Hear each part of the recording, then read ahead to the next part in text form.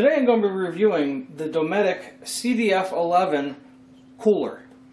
This cooler is compressor based. It's not thermoelectric, and it's sort of like the tiny cousin to the other video I did last summer for the EdgeStar FP430, which is a lot bigger. That was 43 quart size.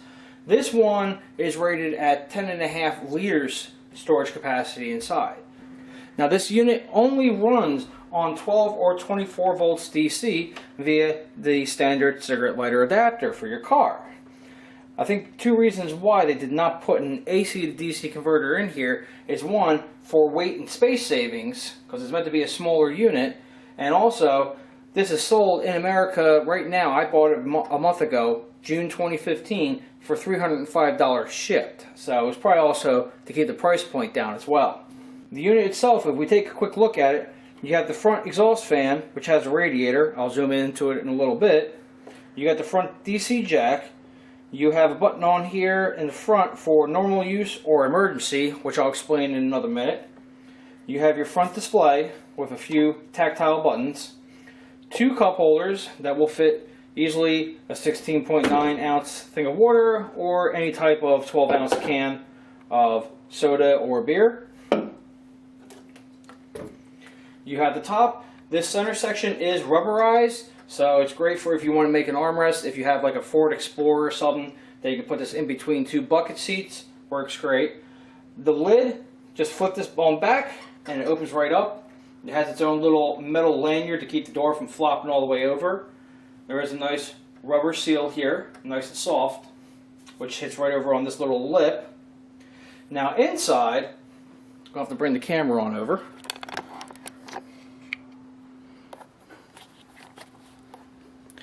You have two compartments in here. You have the main compartment, that's actually still a little bit cold from running it, that has the sides that actually has the Freon running through it, nice and cold. Plus you have this little bottom lip right here, and a corresponding lip in the roof here. Now this is for 1 liter bottles, the really tall ones. This way you can still close the lid with it. And you have a second smaller compartment right here, which is basically meant for fruit or smaller items that don't need to be directly refrigerated but kept cool. Such as if you put a banana on these cold sidewalls, you'll end up bruising the banana really easy. So you stick a banana in here and it'll be good for you. So now let's go ahead and plug in the unit so I can show you the front display. I'm going to plug the 12 volt cigarette lighter into the solar box I have off to the side here, so this way I can give it DC power. And you see the display comes on. You have a power and then an error light. I've never seen the error light on, and I don't ever care to see the error light coming on. But the power light is a dual color LED. When it's orange like this, it means the compressor is not running. It's happy at the temperature it's at. You'll see in a minute when I change the temperature, it will turn green, telling you the compressor is currently running. You do have your main power button, so if you hold that for a few seconds, it will shut the unit off. And same deal with turning it back on. You have a set button where if you hit set, it's actually set for 40 degrees right now. So if I set it down to 34 degrees, wait a few seconds, it will blink and let you know that it's set now for 34, and you can see now the compressor is kicking on. Because it's currently 40 degrees inside, I set it for 34. Now if we go through, second hit, you can select between Fahrenheit or Celsius. Sorry, we're in America. We're still stuck on the imperial system. Click set again. You have an option here for low, medium. It's supposed to be an M, but it doesn't work very well. Or high. What these three settings do is changes the power cutoff, the voltage cutoff, of when this unit will shut itself down to save your car battery. I believe the upper, if you set it to high, if your battery goes down to 12.4 volts, which isn't much on a car battery, it will shut itself off and it won't turn itself back on until you start the car again. I believe low is down to almost like 11.8 volts, which if you set it for low, which I think I have mine set for right now, yeah, if you set it for low, I believe you might have a problem starting your car if you let your car battery go all the way down to 11.8. So I usually have it set on medium, which I think is 12 volts even. Usually at that point, at least in the summertime, you can easily start your car. Now when it comes to capacity inside here, just to give you an idea of what 10.5 liters will work with, I've got 6 water bottles, so let's go ahead and stick them in here. They tuck in.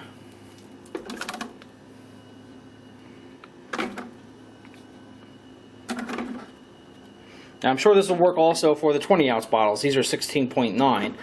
So you can get 6 of them in there real easy, and I can still stick my hand on the side here. Now if you're more a fan of cans, let me take out 4 of these. Due to the seatbelt lip right here, you're not going to get 2 cans vertically on that very back section, but you can vertically stack 2 cans above. So that would be 2, 4, 6, 8, then 9, 10. 10 cans normal, maybe an 11th one sitting sideways back there, and you can probably fit 1 more can here, although it wouldn't be quite as cold, and you can still easily close and lock the lid. So that'll give you an idea of the capacity. It's definitely meant as a day use, not over the road or anything like that. Oh, and did I fail to mention? Yes, there's a little LED inside here that's always on, as long as you have power. Even if you shut the unit off. And let the compressor compressor shut off. That LED, as long as you have power, it will work at night. It's not very bright, but if you're in a dark car, it will work perfectly fine. You can see inside. Now I'm going to do a decibel meter or noise test on this unit. I'm using my multimeter, which does have a decibel setting on it. It's not that accurate, but it will give us an idea of how quiet this unit really is. So I think the microphone on the camera is going to pick it up a lot more and make it sound louder than it really is. So if I be quiet, we should get a baseline reading, even with someone mowing outside the house right now, at about 45 to 50.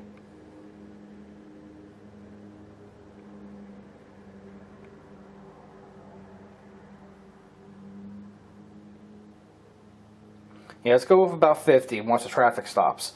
So now we have 50 as the baseline decibel reading. Let's turn the unit on, let the compressor kick on, and then you can see what it reads then.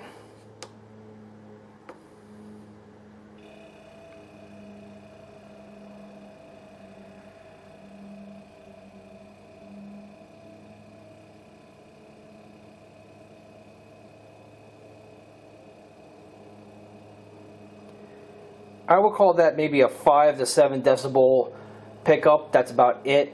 So that just goes to show how quiet this unit really is.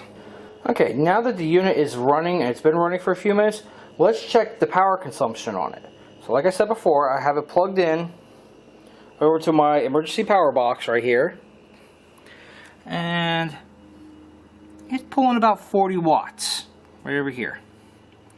So it definitely uses less power than the Edge Start, but then of course it's a lot smaller too. 40 watts on a car battery, once everything's cooled off and turning on and off maybe 10 minutes every hour, you can run this on a car battery all day and still be able to start your car no problem, as long as you have a good car battery. Okay, so let's see if we can try to get a peek inside here now. I got my flashlight on. This is our front cooling fan, which you can see spinning, and right behind it you can see the radiator for the hot side of the Freon system. Now if we go to the side, and by the way, yeah, that fan, you can't really hear it unless you put your ear right up to it. It's a slow moving fan, so it's meant to be quiet. Now if we go over to the side,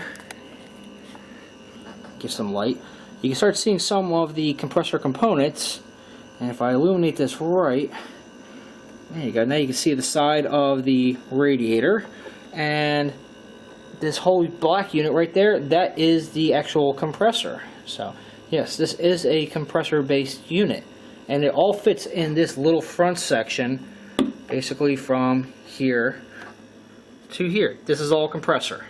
This is all your cold box. Now I'm going to jump over real quick to a video I shot the other day with my cell phone with this unit actually in my truck and showing how it actually operates. Hey everyone, now I'm in my truck and waiting to get offloaded, but in the meantime, here is the cooler, and I got spliced in right here, so it has power constantly, and it's not even running right now because it's nice and happy.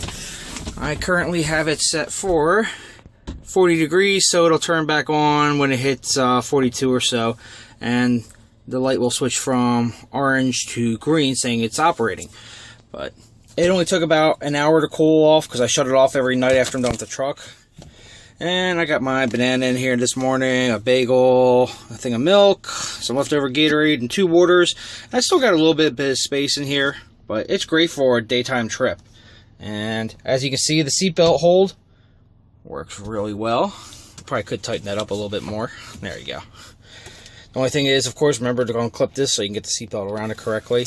And it actually just slides back down and clips down. So here it is, nice and quiet, and works perfectly. So after seeing that video and everything else I've talked about, personally, I love the unit. It's great. It's worth the investment for $305. You can easily find this online if you do a search for Google Shopping. I will put a link to where I bought it from for $305 shipped. Just remember, I made this video in July 2015. I bought this a month ago at June 2015. So the prices and availability might change in America. If you're over in Europe or Australia, you will find these a lot easier. Dometic has just come over to America from what I can tell in the last few years in the portable cooler market. Dometic has been in America for decades for RV refrigerators, RV and boat, usually the ammonia-based ones. But for the compressor-based portables, this is new for America. If you're over in Australia, they are rebranded, not Dometic, but they're actually rebranded Waco, W-A-E-C-O. And it's the exact same unit, it's just a different name for marketing over in Australia, I assume. So, if you have any questions or comments, go ahead and leave them below, and I'll get back to you.